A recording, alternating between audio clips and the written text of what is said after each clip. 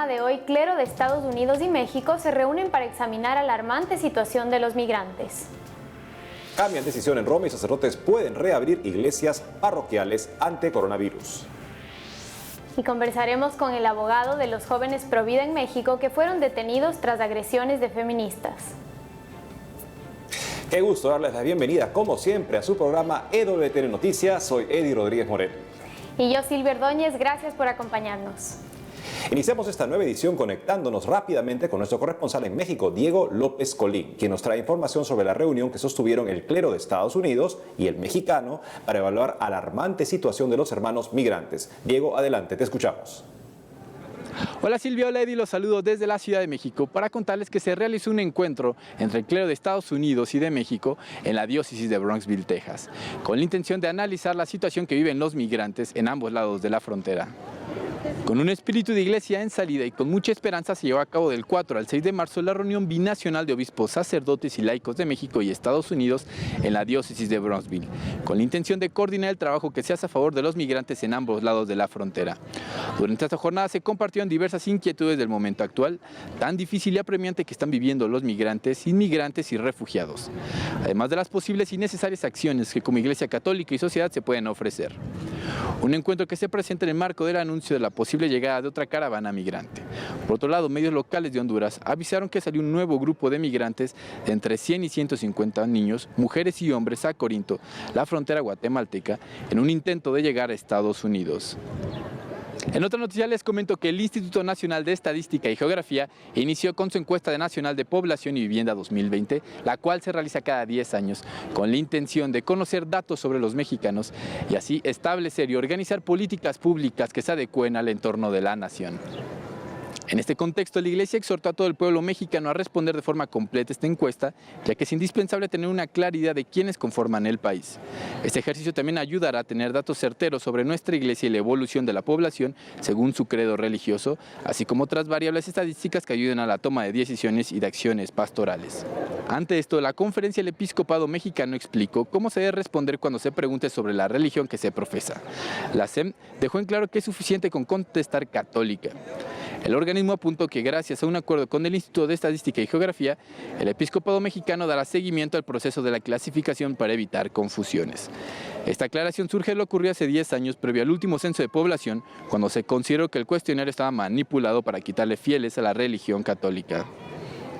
Para finalizar, les comento que en el Estado de México se puso la primer piedra de lo que será el Cristo más grande del mundo, incluso más grande que el Corcovado de Brasil. Según se anunció, la escultura es parte principal del proyecto que incluye una gran explanada, la siembra de un gran huerto de olivos, un centro de reflexión y retiros espirituales, y además de tener el objetivo de fortalecer la fe, buscará traer beneficios turísticos a toda la región. Este proyecto será financiado por la Iglesia, empresarios y por los fieles que podrán aportar donando llaves, que serán una cooperación para reunir el metal necesario para la escultura. Se planea que tenga una base de 12 metros sobre la cual estará la figura de Cristo, que representará al Señor de la Misericordia, el cual lleva una mano en reposo en su pecho sobre el corazón y la otra bendiciendo a la Grey Católica. Para darnos una idea, el Cristo del Corcovado en Brasil tiene 38 metros de altura y el Cristo de la Misericordia de San Felipe tendrá 42 metros que, sumados a su base, se elevarán a 54 metros de altura. Amigos, esta es toda la información que tengo desde Ciudad de México. Les mando a todos un fuerte abrazo allá en el estudio. Reportó para EWTN Noticias, Diego López. Gracias, Diego, por la información. Y nos vamos inmediatamente hasta Roma para enlazarnos vía Skype con nuestra corresponsal Mercedes de la Torre Cuellar, quien nos compartirá cómo se encuentra la situación en el país por la expansión del coronavirus. Adelante, Mercedes. Hola Silvia, les saludo en esta ocasión a través de Skype, debido a que las autoridades italianas han solicitado permanecer en lugares cerrados y no salir mucho a la calle para evitar la propagación del coronavirus. Por este motivo, y como habrán escuchado, desde el 9 de marzo fue anunciada la suspensión de las misas. Son las misas públicas en todo el territorio italiano. Esto quiere decir que obviamente los sacerdotes pueden continuar a celebrar las Eucaristías en forma privada, pero sin la asistencia de fieles. Se podrán imaginar que la Iglesia y los fieles en toda Italia están viviendo un momento complejo por estas medidas. Se vive un clima de incertidumbre por estos nuevos decretos del gobierno, nuevas restricciones y que si bien sabemos que es por el bien común, el hecho de cambiar los hábitos de la vida cotidiana que incluyen la libertad de movimiento y el extremar las precauciones al salir. De hecho, la diócesis de Roma había informado el jueves 12 de marzo por la noche que todas las iglesias de la capital italiana estarían cerradas hasta el 3 de abril. El motivo era para evitar la aglomeración de personas y causar más contagios, sobre todo entre los ancianos, que son las personas más vulnerables en estos momentos. Pero hoy, 13 de marzo, promulgaron un nuevo decreto que indica que las iglesias parroquiales podrán permanecer abiertas para la oración de los fieles. Sin embargo, tanto las autoridades eclesiales como las civiles continúan a pedir responsabilidad y respetar las medidas impuestas por la situación actual que se vive en Italia, sobre todo en el norte del país, en donde lamentablemente se han muerto muchas personas. Como ya habíamos informado, los católicos pueden participar a través de la televisión en la misa que celebra el Papa Francisco en la Casa Santa Marta, que se lleva a cabo cada día a las 7 de la mañana.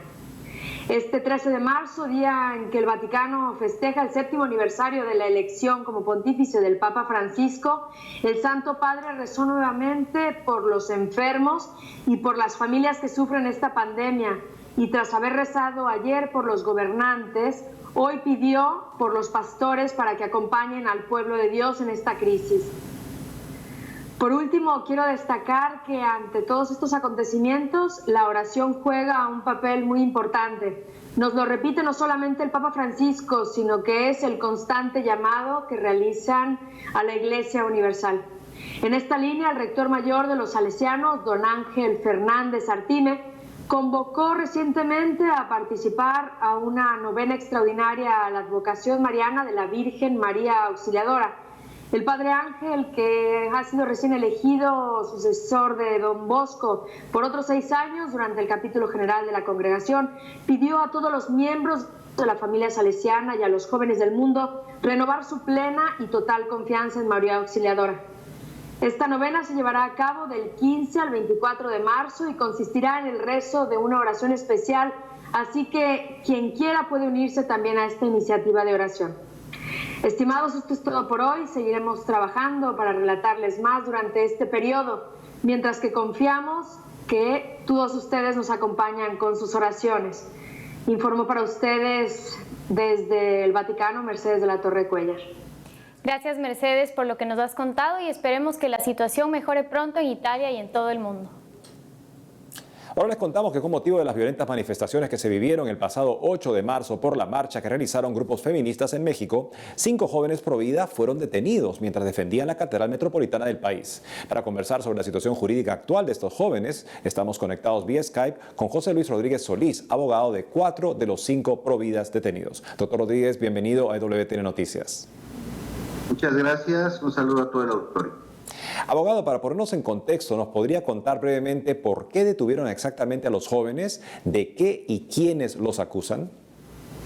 Bueno, en este caso fueron detenidos el día 8 de marzo por autoridades de la Ciudad de México en ocasión a un señalamiento de 2 mujeres que les hacen a 6 personas, uno de ellos menor de edad, que fue liberado al día siguiente, 9 de marzo, y 5 personas fueron trasladados a la Fiscalía para ser investigados por presuntamente 3 delitos, los cuales fueron desestimados en su oportunidad, y a final de cuentas, el día 10 de marzo por la noche, la autoridad, en este caso ministerial, Fiscalía, creo que existían elementos para imputar el delito de discriminación, que es el único que en este momento se les está imputando.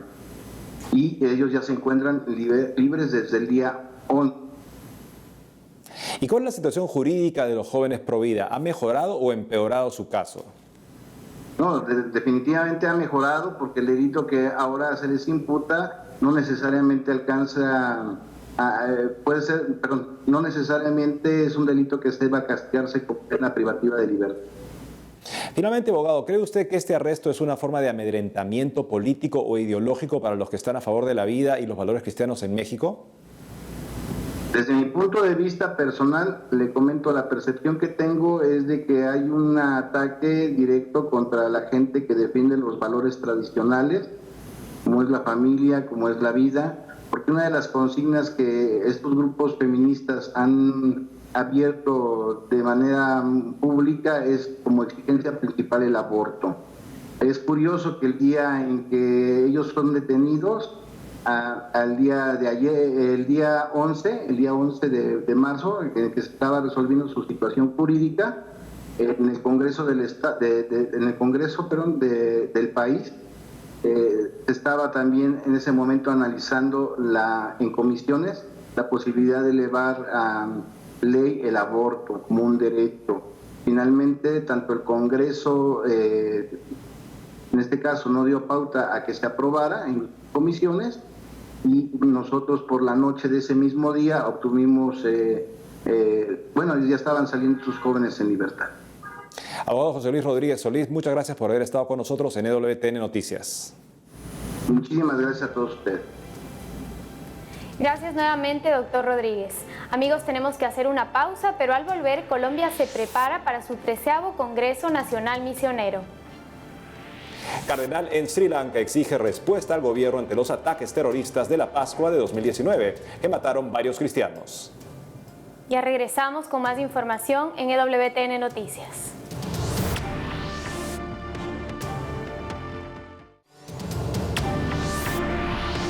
Y nos vamos hasta Colombia, donde se encuentra nuestra corresponsal Lida Lozada, que nos contará sobre las recomendaciones que la Conferencia Episcopal del país ha brindado frente al COVID-19. Además nos trae información sobre cómo se está preparando Colombia para su 13º Congreso Nacional Misionero. Te escuchamos, Lida.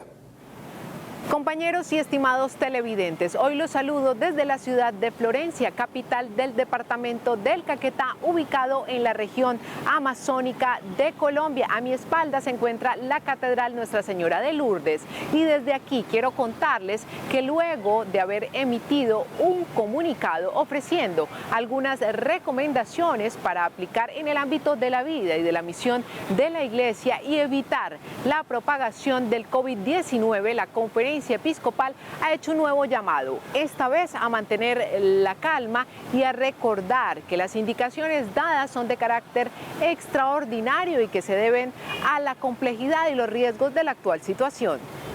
En el nuevo mensaje, el episcopado ha precisado también que podrán comulgar en la boca quienes manifiesten su deseo y opción de recibir la Eucaristía de este modo. Esto debido a que algunos fieles han expresado su oposición a la recomendación de recibirla en la mano. Los obispos también sugirieron a sacerdotes y ministros el riguroso lavado de manos, uso de tapabocas y antibacteriales antes y después de cada celebración. Para el saludo de la paz, también recomendaron hacerlo solo con una leve venia.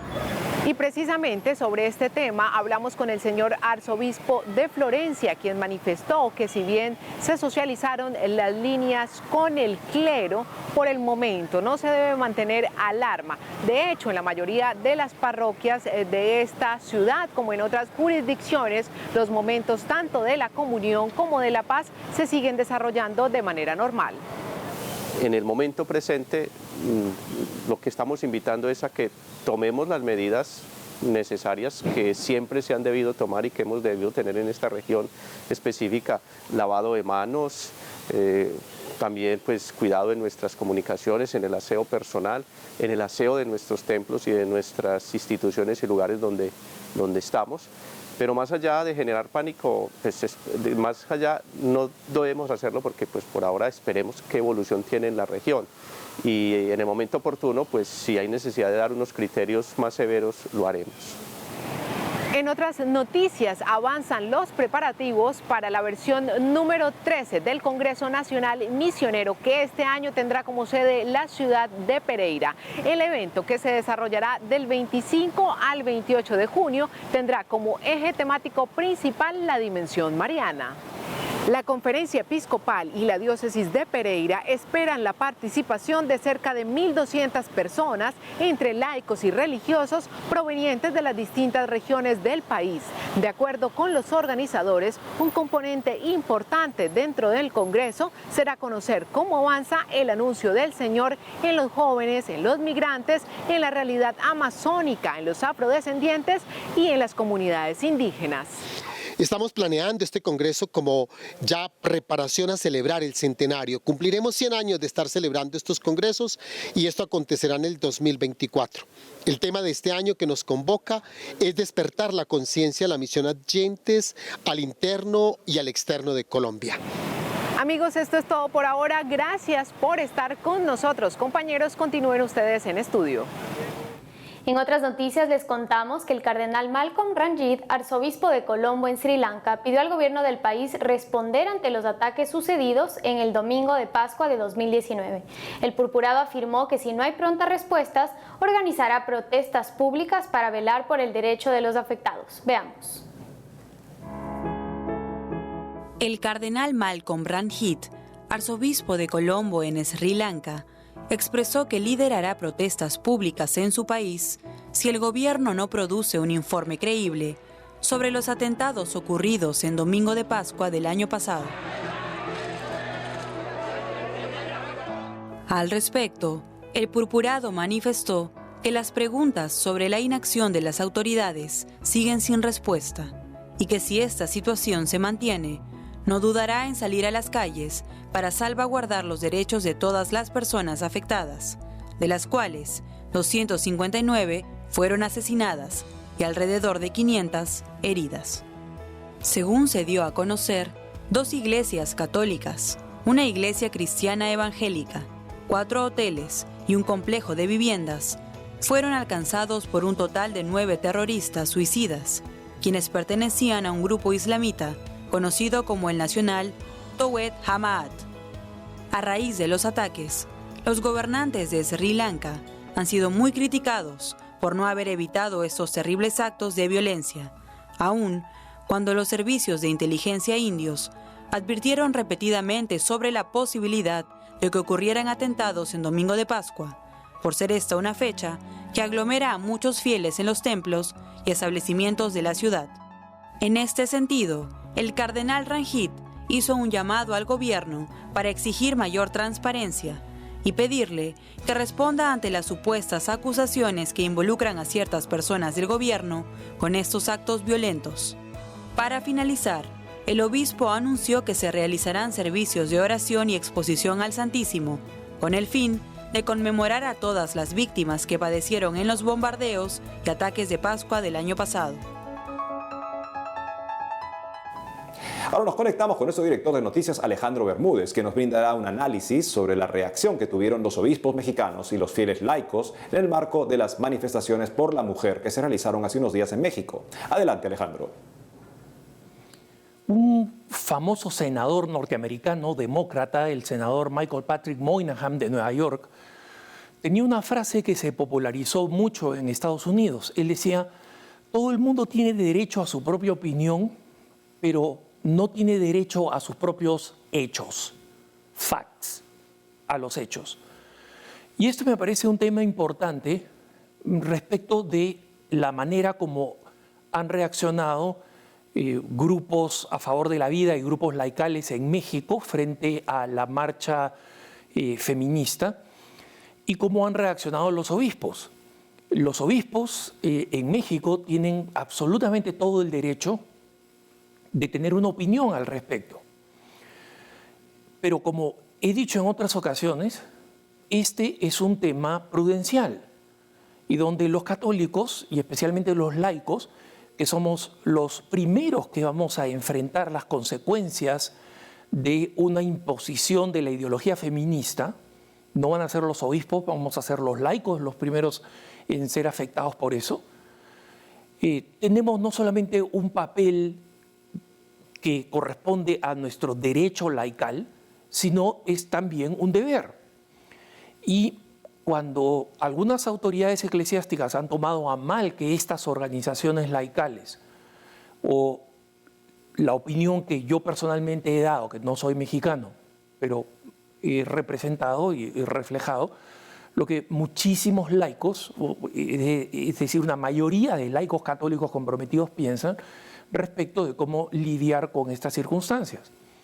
Entonces, los obispos no están de acuerdo y ellos siguen diciendo, una autoridad eclesiástica decía recientemente, nosotros no queremos plantear lo que ha sucedido, los ataques a las iglesias que han terminado con el arresto de 4 jóvenes pro vida y ni una sola mujer de las marchas feministas, cuando dicen que no queremos llamarlas a ellas feministas y no queremos presentar esto en términos de contraposición y de violencia, una vez más, todo el mundo tiene derecho a una opinión, pero no tiene derecho a los hechos. Si nosotros llamamos el ataque a la Catedral de Hermosillo, con los fieles adentro, que tuvieron que hacer una barricada, y donde el video oficial que publicaron las autoridades de lo que sucedió al interior de la diócesis de Hermosillo, permite escuchar afuera a las feministas gritando fuera sus rosarios de nuestros ovarios, no sé qué rosario de qué fiel que estaba dentro de la iglesia, donde habían ancianos y niños y mujeres, ¿no? Estaban dentro de los ovarios de quién, pero llamar que eso no fue un ataque y que no fueron las feministas es decir que la guerra cristera fue solo un malentendido, ¿no? Entonces, los hechos son los hechos. Sobre los hechos podemos discrepar. Y los fieles a lo largo de la historia han discrepado. Los que iniciaron la guerra cristera no fueron los obispos, fueron los laicos. Y la mayoría de muertos de esa guerra cristera en México no fueron obispos, fueron laicos. Entonces, los laicos tenemos un derecho al que no vamos a renunciar. Y es un derecho al que además nos ha insistido el Papa Francisco cuando reconoce que, por ejemplo, eventos como los numerosos abusos sexuales de sacerdotes depredadores ha sido consecuencia no solamente del mal manejo de las autoridades eclesiásticas, es decir, de obispos, algunos, la minoría, pero obispos, sino que también recae sobre nosotros los laicos la responsabilidad de tener una actitud fiscalizadora. Entonces, los obispos tienen un derecho y una autoridad que todos los laicos comprometidos vamos a reconocer siempre. Ellos son nuestros pastores y son los sucesores de los apóstoles. Pero en temas prudenciales, los católicos laicos no solamente tenemos el derecho, sino el deber de opinar, incluso cuando esa opinión es discrepante, especialmente cuando esas opiniones están basadas en los hechos. Los dejo en compañía de la mejor programación EWTN Noticias. Gracias, Alejandro. Y para finalizar el programa, les contamos que en el marco de la cuarentena que se vive en Italia, menos personas están yendo a las iglesias por temor al contagio del coronavirus. Al ser consciente de este acontecimiento, el padre Leandro Ricotta, párroco de la iglesia Santa Ágata en Palermo, salió a las calles llevando en procesión al Santísimo Sacramento para bendecir los hogares y las personas. Veamos cómo fue este recorrido y la respuesta de los fieles.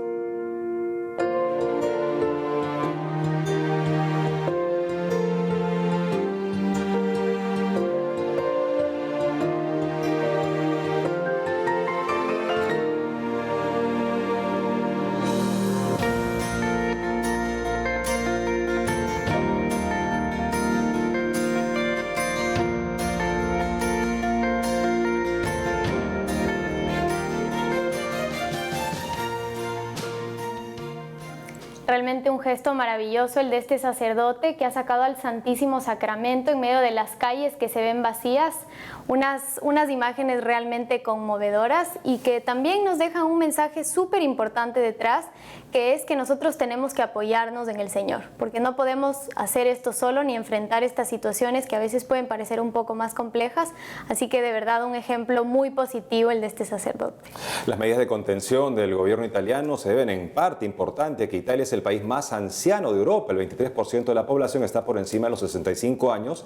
La edad promedio de las personas que están falleciendo en Italia es 81 años. Pero esto no quiere decir que los católicos nos vamos a guardar a Jesucristo, ¿no? Nuestra misión es llevarlo, hacerlo presente, como hace este sacerdote. Esperemos que sea un buen ejemplo para muchos sacerdotes en el mundo que pueden llevar a Cristo de una manera particular. Cuando los seres humanos experimentamos nuestra fragilidad, es una buena ocasión para recalibrar nuestra vida, ¿no? Dios es el absoluto. Hacemos lo mejor que podemos, pero Dios nos apoyamos en Él, porque esa ilusión en la que nosotros pensamos que somos el absoluto, claramente ante estas experiencias de fragilidad se revela falsa y nos permite la ocasión de abrirnos a Dios más generosamente. Así es, justamente por eso el Papa también ha decidido que se abran las iglesias nuevamente. Muy bien. Y aprovechamos este día también para saludar al Papa Francisco y para rezar por él, porque es el 7º aniversario del día de su elección. Y también saludamos a nuestros amigos de Así Prensa en el 40 aniversario de esta institución que es parte de la familia de EWTN. Gracias por habernos acompañado en este programa. Hasta la próxima. No dejen de seguirnos en las redes sociales.